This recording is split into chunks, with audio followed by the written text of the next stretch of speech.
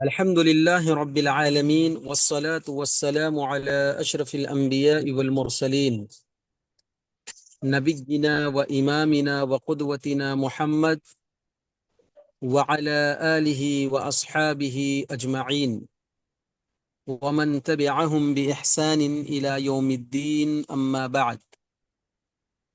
اللهم علمنا ما ينفعنا وانفعنا بما علمتنا وزدنا علما وعملا خالصين لوجهك الكريم. أعوذ بالله من الشيطان الرجيم. بسم الله الرحمن الرحيم.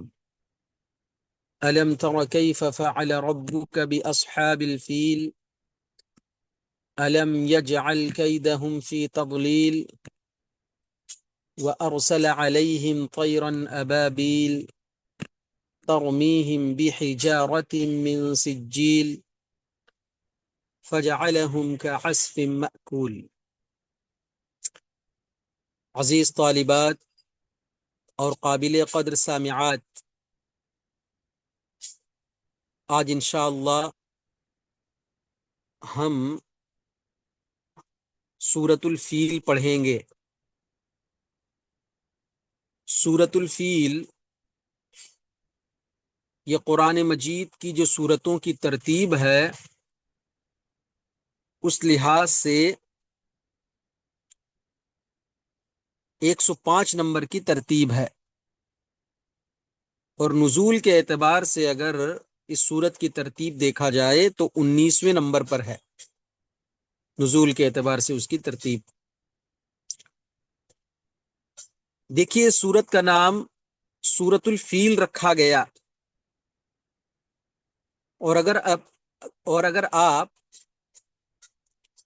اس سورت مبارکہ کی پہلی آیت کو پڑھتے ہیں تو ہمیں یہ لفظ ملتا ہے الم تر کیف فعل ربک باصحاب الفیل۔ فیل کا جو لفظ ہے نا، اسی سے ماخوذ ہے، اصحاب الفیل ہاتھی والے۔ اس سورہ مبارکہ میں تقریباً 5 آیتیں اور 1 رکوع ہے، اور یہ سورت مکی سورتوں میں سے ہے۔ اور آپ کو بارہا یہ بات بتائی گئی کہ جو ہجرت سے پہلے مکہ یا اس کے گرد و نواح میں جن سورتوں کا نزول ہوا انہیں مکی سورت کہی جاتی ہے۔ آئیے سب سے پہلے ترجمہ دیکھتے ہیں کیا ہے، اور پھر ان کے جو مشکل الفاظ ہیں اس کی تشریح اور اس کی لغوی تشریح یا اس کا لغوی حل پیش کیا جائے گا لغت کے اعتبار سے۔ پھر انشاءاللہ ان آیت مبارکہ میں کیا پیغام دیا گیا ہے، ان آیت مبارکہ سے کیا مراد ہے، ان چیزوں کو ہم کیا ہے جاننے کی کوشش کریں گے۔ آئیے پہلی آیت دیکھیں، الم تر کیف فعل ربک باصحاب الفیل۔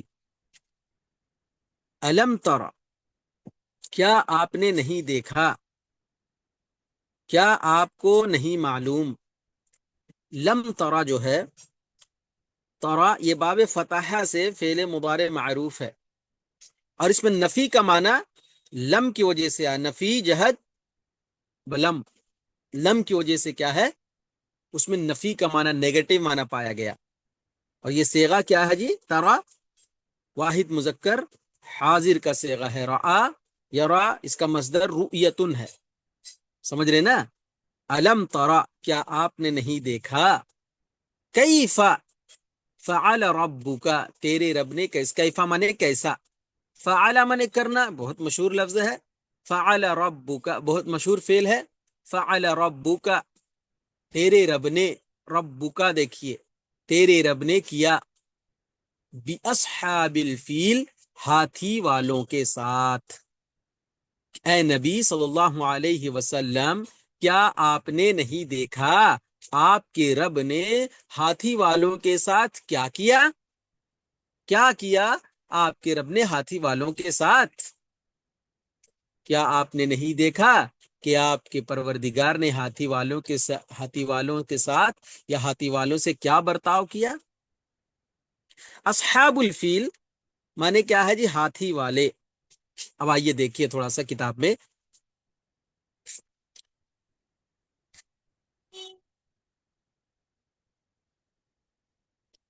اصحاب الفیل ان سے مراد یمن کا بادشاہ ہے جی، ابرہہ جس کا نام تھا، ٹھیک ہے، اور اس کے لشکر والے، ہے نا، جو بہت سے ہاتھیوں کو لے کر تقریباً 12-13 غالباً اس طرح آتا ہے، خانہ کعبہ کو، خانہ کعبہ کی جو عمارت ہے اس کو گرانے کے لیے آئے تھے، لیکن اللہ تعالی نے ان کو کیا ہے معمولی پرندوں کے ذریعے ہلاک کر دیا۔ دیکھیے اصحاب الفیل جو یمن سے خانہ کعبہ کی تخریب کے لیے آئے تھے، علم ترا کے معنی ہیں علم تعلم، کہ آپ کو معلوم نہیں، استفہام تقریر کے لیے ہے، یعنی آپ جانتے ہیں یا وہ سب لوگ جانتے ہیں جو آپ کے ہم عصر ہیں، جو آپ کے ہم عصر ہیں، جو آپ کے ساتھ کیا ہے زندگی گزار رہے ہیں، ایک ہی زمانے کے جو لوگ ہیں۔ یہ اس لیے فرمایا کہ عرب میں واقعہ گزرے ابھی زیادہ عرصہ نہیں ہوا تھا۔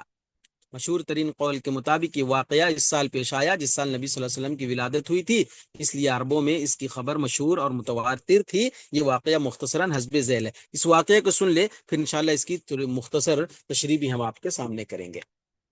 حبشہ کی اصحاب الفیل کا مختصر واقعہ کیا ہے جی؟ دیکھیے، حبشہ کے بادشاہ کی طرف سے یمن میں ابرہۃ الاشرم گورنر تھا۔ اس نے صنعاء میں ایک بہت بڑا گرجا عبادت گھر تعمیر کیا اور کوشش کی کہ لوگ خانہ کعبہ کے بجائے عبادت اور حج و عمرے کے لیے ادھر آیا کریں۔ یہ بات اہل مکہ اور دیگر قبائل عرب کے لیے سخت ناگوار تھی، چنانچہ ان میں سے ایک شخص نے ابرہہ کے بنائے ہوئے عبادت خانے کو غلاظت سے پلید کر دیا، غلاظت سے پلید کر دیا۔ اس کی اطلاع اس کو دی گئی کہ کسی نے اس طرح سے اس گرجے گھر کو ناپاک کر دیا، جس پر اس نے خانہ کعبہ کو ڈھانے کا عزم کر لیا اور ایک لشکر جرار لے کر مکہ پر حملہ آور ہوا۔ کچھ ہاتھی بھی اس کے ساتھ تھے۔ مکہ کے قریب پہنچ کر ابرہہ کے لشکر نے نبی کریم صلی اللہ علیہ وسلم کے دادا کے جو مکہ کے سردار تھے اونٹوں پر قبضہ کر لیا، جس پر عبد المطلب نے آ کر ابرہہ سے کہا کہ تو میرے اونٹ واپس کر دے جو تیرے لشکریوں نے پکڑے ہیں، باقی رہا خانہ کعبہ کا مسئلہ جس کو ڈھانے کے لیے تو آیا ہے، تو وہ تیرا معاملہ اللہ کے ساتھ ہے، وہ اللہ کا گھر ہے، وہی اس کا محافظ ہے، تو جانے اور بیت اللہ کا مالک اللہ جانے۔ جب یہ لشکر وادی محسر کے پاس پہنچا تو اللہ تعالی نے پرندوں کے غول بھیج دیے جن کے چونچوں اور پنجوں میں چنے یا مسور کے برابر کنکریاں تھی، جس فوجی کے بھی یہ کنکری لگتی وہ پگھل جاتا اور اس کا گوشت جھڑ جاتا اور بالآخر مر جاتا۔ خود ابرہہ کا بھی جو بھاگ نکلا تھا، صنعاء پہنچتے پہنچتے یہی انجام ہوا۔ اس طرح اللہ تعالی نے اپنے گھر کی حفاظت فرمائی۔ اب یہاں پر بات دیکھیے کیا ہے، اصل میں مسئلہ کیا ہے کہ یمن میں کیا ہے کہ عالی شان کیا ہے گرجا گھر تعمیر کیا گیا تھا۔ تو اس آیت کریمہ میں علم ترا کہہ کر نبی کو مخاطب کیا جا رہا ہے کہ اے نبی آپ نے نہیں دیکھا۔ اصل میں یہ مخاطب کیا ہے تمام اہل عرب کو اللہ تبارک و تعالیٰ کر رہا ہے۔ اچھا، قرآن مجید کی اگر دوسری جگہوں کی آیتوں کا اگر ہم جائزہ لیں تو اس میں ہاتھی والوں کی کوئی تفصیل مذکور نہیں ہے کہ یہ لوگ کون تھے، کہاں سے آئے تھے، کس غرض سے آئے تھے، اس لیے کہ یہ واقعہ بالکل قریبی زمانے میں پیش آیا تھا۔ نبی کریم صلی اللہ علیہ وسلم کی پیدائش سے ایک دم 50 یا کچھ دن پہلے کا واقعہ تھا، اور عرب کا بچہ بچہ اس کی تفصیلات سے واقف تھا، اور بہت سے شعراء کرام نے اس واقعے کو اپنے قصائد میں، اپنے نظموں میں کیا ہے قلم بند کر دیا تھا، سمجھے نا؟ تو اس کی تفصیل کیا ہے کہیں پر قرآن مجید میں ہمیں نہیں ملتی ہے۔ اصل میں واقعہ کیا ہوا تھا جی کہ یمن میں ہے نا اہل حبشہ کی عیسائی حکومت قائم تھی، حبشہ والوں کی عیسائی حکومت قائم تھی، اور ابرہہ نامی ایک شخص حکومت حبشہ کا نائب السلطنت مقرر تھا، ہے نا، گورنر مقرر تھا وہ ابرہۃ الاشرم، سمجھ رہے کہ نہیں؟ اچھا، اس کے دل میں بیت اللہ کے جو اثر و رسوخ تھا نا، اور بیت اللہ کی جو عزت اور عظمت تھی، جیسا کل ہم نے بتایا، بیت اللہ کی عزت، بیت اللہ کے اثر و رسوخ کی وجہ سے کیا ہے، اللہ تبارک و تعالی کیا ہے، عربوں کو کیا ہے، عزت اور امان سے رکھا تھا۔ یہ چیزیں، یہ ابرہۃ الاشرم کو بڑی تکلیف ہوتی تھی، بڑی حسد کرتا تھا ان چیزوں سے، اور وہ یہ چاہتا تھا کہ عرب بھر میں یمن کا دارالخلافہ جو صنعاء ہے، اس کو بھی وہی حیثیت حاصل ہو جو مکہ کو حاصل ہے۔ مکہ کو جو حیثیت حاصل ہے، اب یمن کا جو دارالخلافہ صنعاء کو بھی وہی حیثیت حاصل ہو جائے۔ ایک تو یہ چیز تھی جو اس کو حسد اور جلن میں مبتلا کر رہی تھی، اور دوسری چیز یہ تھی کہ مکہ میں خانہ کعبہ کی وجہ سے جو سیاسی طور پر، تمدنی اور معاشرتی طور پر، تجارتی اور معاشرتی طور پر، معاشی طور پر جو مکہ والوں کو، قریش مکہ کو جو فائدہ حاصل ہو رہا تھا، وہ یہ چاہ رہا تھا کہ اس کا فائدہ ہماری حکومت کو حاصل ہو جائے۔ اسی لیے کیا ہے، ان مقاصد کو پورا کرنے کے لیے اس نے صنعاء میں ایک عالی شان گرجا گھر تعمیر کروایا، اور جو خانہ کعبہ کی عمارت تھی نا، اس کے مقابلے میں یہ جو صنعاء میں یہ کلیسا جو گرجا گھر تعمیر کر رہا تھا، بڑی عالی شان عمارت بنایا اس نے۔ اچھا، اتنی بڑی عمارت بنانے کے باوجود، اتنی عالیشان عمارت بنانے کے باوجود، پھر بھی لوگ کیا ہے، اس جانب متوجہ نہیں ہوئے۔ جس طرح اہمیت کعبۃ اللہ کو حاصل تھی، وہ اہمیت اس عمارت کو حاصل نہ ہو سکی۔ تو ہوا کیا، دیکھیے، جب عرب کے بعض قبائل کو یہ بات معلوم ہوئی کہ صنعاء میں کس طرح کا کلیسا یا گرجا گھر بنایا گیا ہے، اور اس کی یہ غرض و غایت ہے کہ کعبۃ اللہ کی اہمیت کو کم کیا جائے، ختم کیا جائے، اور تجارتی اور معیشت جو اتنی مضبوط ہو رہی ہے مکہ کی، قریش کی، دن بدن، اس کو کیا ہے، توڑ دیا جائے۔ جب اس طرح کی غلط غرض و غایت معلوم ہوئی، تو خفیہ طور پر چھپ چھپا کر کسی نے کیا، وہاں پر غلاظت اور پلیدگی کر دیا، ناپاک کر دیا اس کو۔ اور روایتوں میں آتا ہے کہ شاید پاخانہ وغیرہ کر دیا جا کر، اور ایک دوسری روایت میں یہ بھی بات آتی ہے کہ کسی نے جا کر غالباً آگ لگا دی اس عمارت میں۔ اب کیا ہے، دیکھیے، ایک تو اس کے دل میں یہ خواہشات تھی، ابرہا کے دل میں، کہ کس طرح کعبہ کو ڈھا دیا جائے، کعبہ کو نیست و نابود کر دیا جائے۔ اب اس کے پاس ایک بہانہ مل گیا، ایک بہانہ اس کو مل گیا، اب چلو کعبۃ اللہ کو اس بہانے کیا ہے، تباہ و برباد کر دیا جائے۔ سمجھ رہے نا؟ جو بھی وجہ ہو، یا بے حرمتی کی وجہ سے اس کے اس بلڈنگ کی، اس کے گرجا گھر کی، یا اس کے دل میں جو حسد اور جلن کی آگ تھی اس وجہ سے، جو بھی وجہ ہو، بہرحال اس نے کعبہ پر چڑھائی کے لیے تقریباً 60,000 افراد پر مشتمل ایک لشکر جرار تیار کیا، تقریباً 60,000 افراد پر مشتمل، اور اس لشکر کے ساتھ تقریباً 13، اور کسی روایت میں غالباً 8 بھی آتا ہے، تو 13 ہی زیادہ تر روایتوں میں ہے کہ 13 ہاتھی بھی کیا ہے، اپنے اس فوج کے ساتھ لے لیا، اور خود ابرہا ایک بڑا ہی ایک زبردست ہاتھی پر، ایک اعلیٰ درجے کا جو ہاتھی تھا جس کا نام تھا محمود نامی ہاتھی پر کیا وہ سوار ہو گیا، اور یہ لشکر آہستہ آہستہ مکہ کی طرف روانہ ہوا۔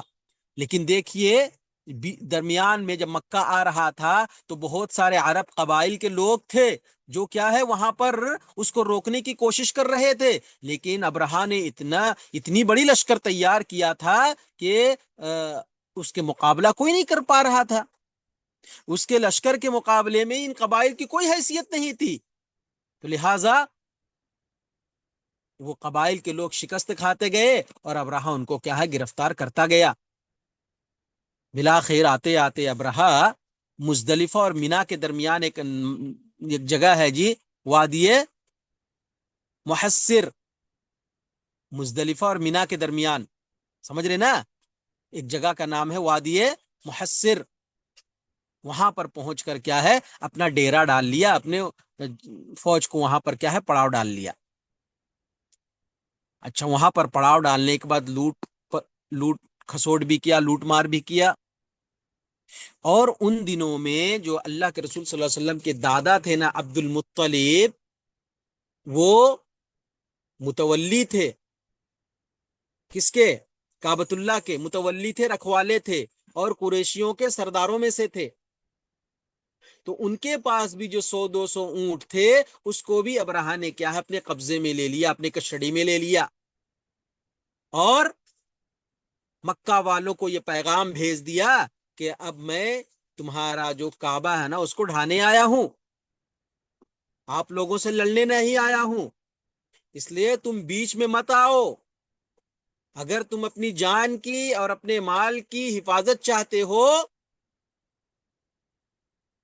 تو میرے بیچ میں مزاحمت مت کرو، بس مجھے کعبہ ڈھانے دو، میں کعبہ ڈھا کر چلا جاؤں گا، اور اس سلسلے میں کسی طرح کی کسی سے کوئی گفتگو کرنے کے لیے تیار نہیں ہوں۔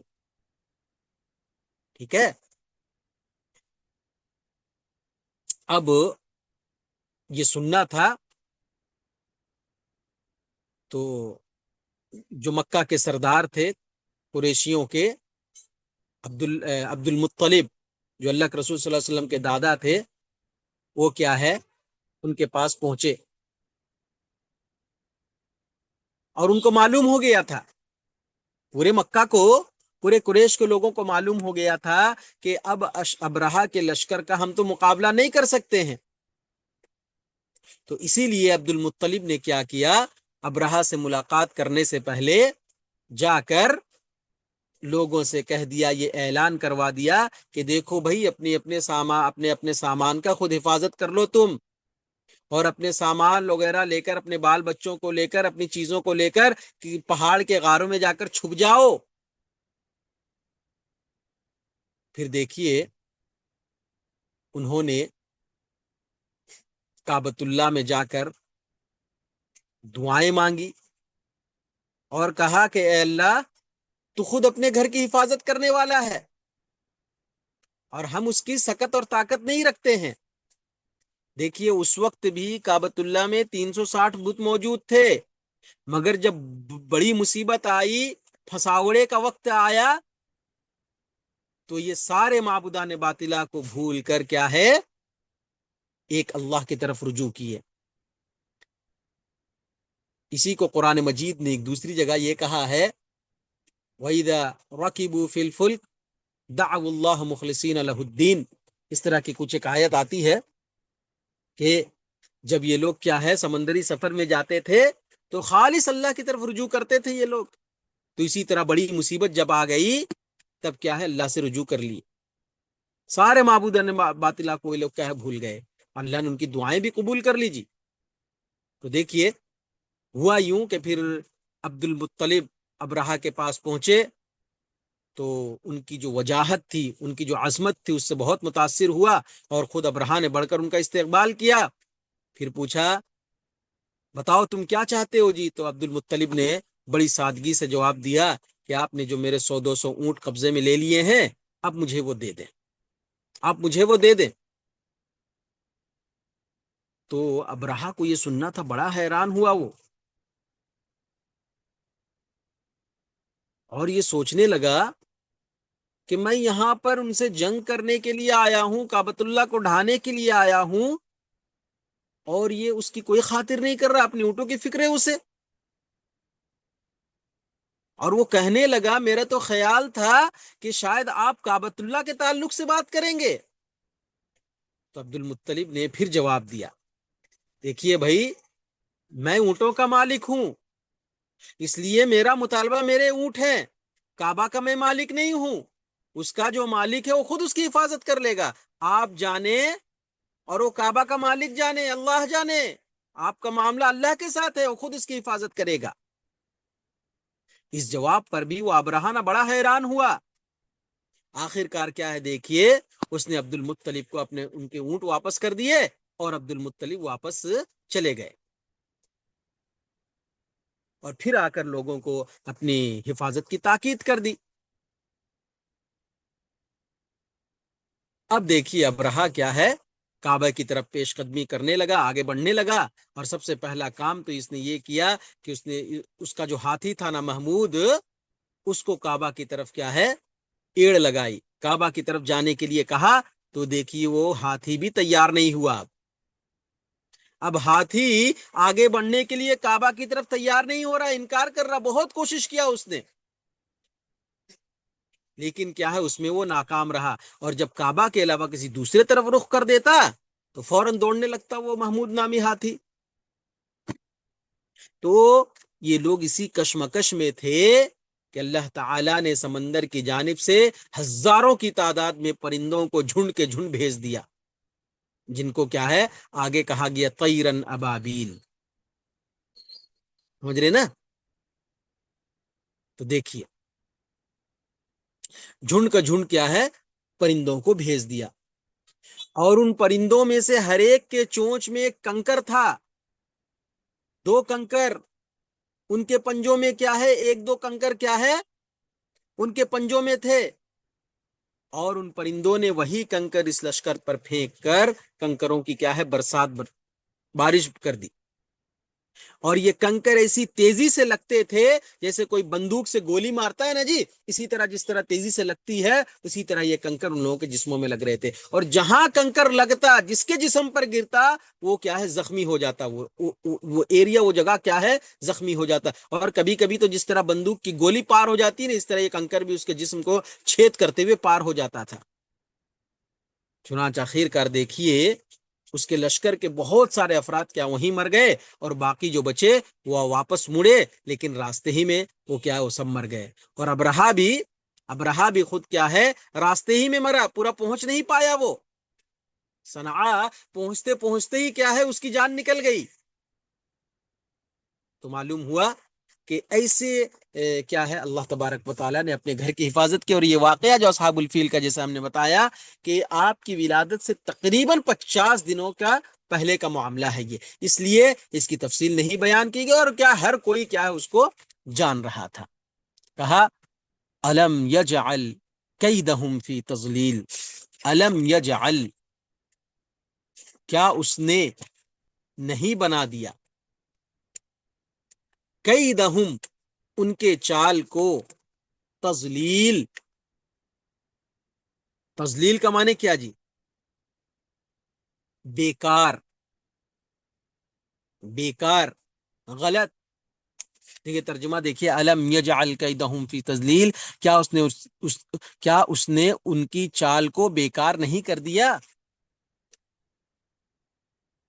اچھا یہاں پر دیکھیے اس سے پہلے اصحاب الفیل کا دیکھیے، اصحابن ہم نے الم ترا کا بتا دیا تھا، اصحابن کا دیکھیے، اصحابن صاحبن کی جمع ہے، یہ صاحبن کی جمع کیا ہے اصحابن، اس کا معنی ہے والے، اس کا معنی کیا ہے والے، ٹھیک ہے، اور فیل اس کی جمع ہے افیال اور فیول، فیل کی جمع کیا ہے جی افیال اور فیول، اس کا معنی کیا ہے ہاتھی، ٹھیک ہے۔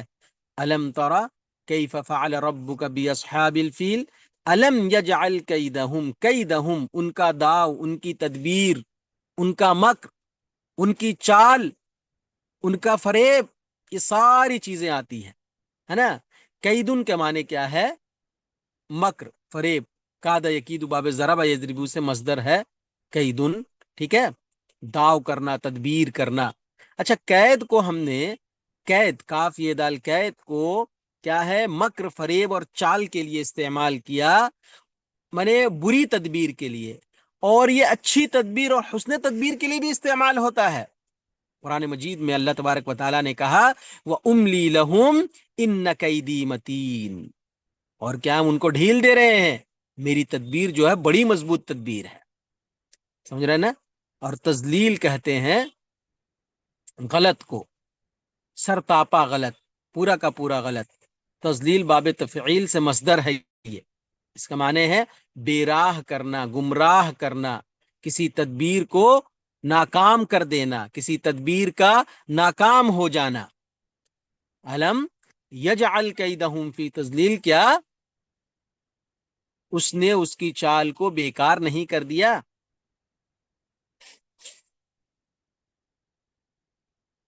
تو یہاں پر کیا بات بتائی گئی؟ وہ جو خانہ کعبہ کو ڈھانے کا ارادہ لے کر آیا تھا، اس میں اس کو ناکام کر دیا، بیکار کر دیا۔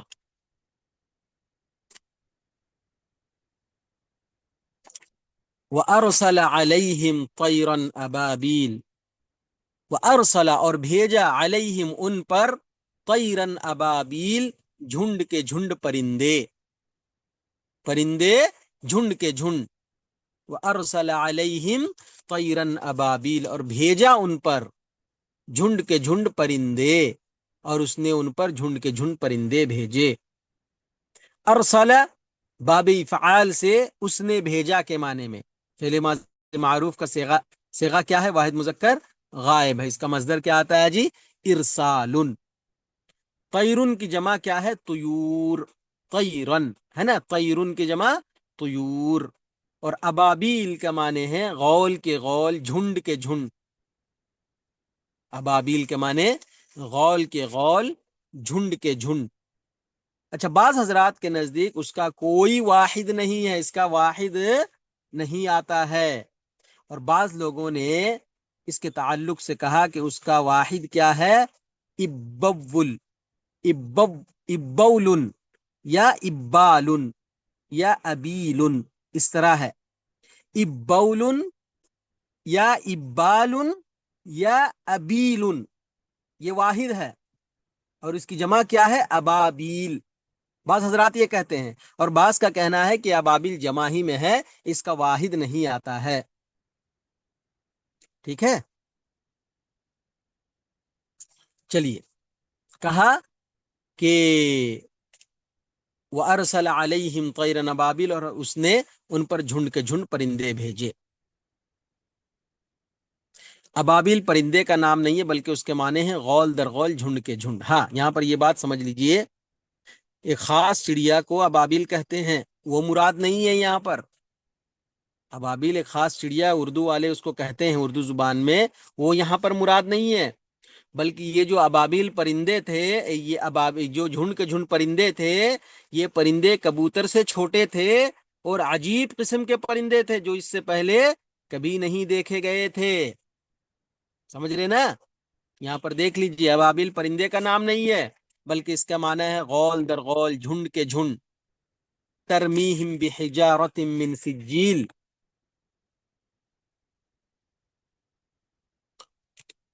جو ان پر کنگھر کی کنکریاں پھینک رہی تھیں، جو ان پر کنکروں کے پتھر پھینکتے تھے۔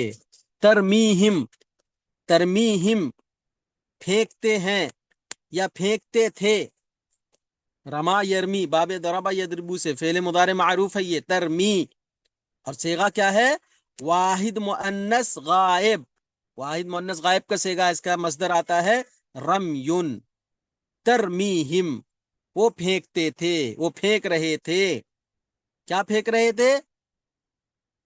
بحجارۃ، حجارۃ، حجر کی جمع، حجر اس کی واحد ہے، اس کی جمع ہے حجارۃ، پتھر، وہ پھینکتے تھے پتھر، من سجیل، سجیل کہتے ہیں کنکر کو، سجیل کنکر کو کہتے ہیں۔ اچھا، بعض لوگ سجیل سے مراد وہ یہ لیتے ہیں ایسی کنکری جو مٹی کو آگ میں پکانے سے بنتی ہے، سمجھ رہے نا؟ کنکر جس طرح ہانڈی وغیرہ پکایا جاتا ہے نا جی، اسی طرح چھوٹے چھوٹے گول گول کنکر جو مٹی کے بنے ہوئے تھے اور اس کو آگ میں پکایا گیا تھا، پکایا گیا ہو، اس کو کیا کہا جاتا ہے؟ سجیل کہا جاتا ہے۔ مٹی کو آگ میں پکا کر اس سے بنائے ہوئے کنکر، ان چھوٹے چھوٹے پتھروں یا کنکروں نے توپ کے گولوں اور بندوق کی گولیوں سے زیادہ مہلک کام کیا۔ کہتے ہیں ہر پرندے کے ساتھ 3 کنکریاں ہوتی تھی، 2 اس کے پنجوں میں اور 1 اس کی چونچ میں۔ ٹھیک ہے، تو ترمیہم بحجارۃ من سجیل، تو ان پر کنکروں کے پتھر پھینکتے تھے۔ فجعلہم کعصف مأکول، پھر انہیں یوں بنا دیا جیسے کھایا ہوا بھوسا ہو. فجعلہم، بس انہیں بنا دیا کعصف مأکول، کھائے ہوئے بھوسے کی طرح. پھر اللہ نے انہیں کھائے ہوئے بھوسے کی طرح بنا دیا.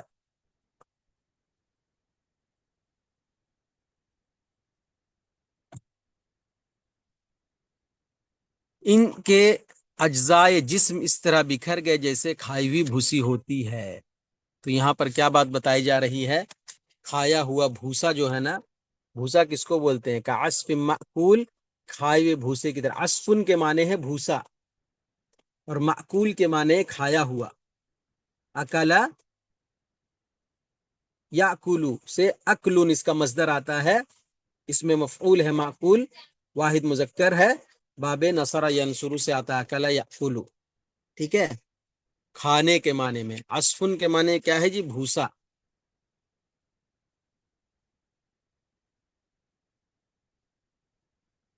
تو یہاں پر یہی بات بتائی جا رہی ہے کہ ان کے جسم کو جب یہ کنکری یا پتھر لگتی تھی اور ان کا جسم اس طرح کیا ہے پگھل جاتا تھا، گوشت وغیرہ جھڑ جاتے تھے، گویا کہ وہ کھائے ہوئے بھوسی کی طرح ہے.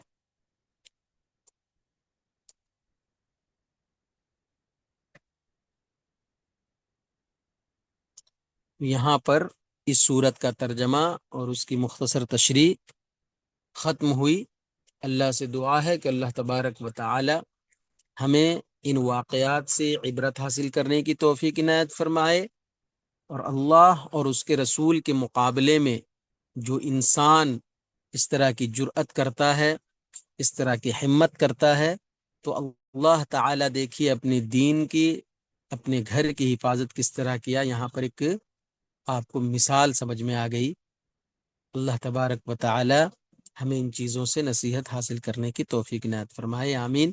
اقول قولی هذا واستغفر الله لي ولكم ولسائر المسلمين من كل ذنب فاستغفروه انه هو الغفور الرحيم. وصلى الله تعالى على النبي الكريم. السلام عليكم ورحمة الله وبركاته.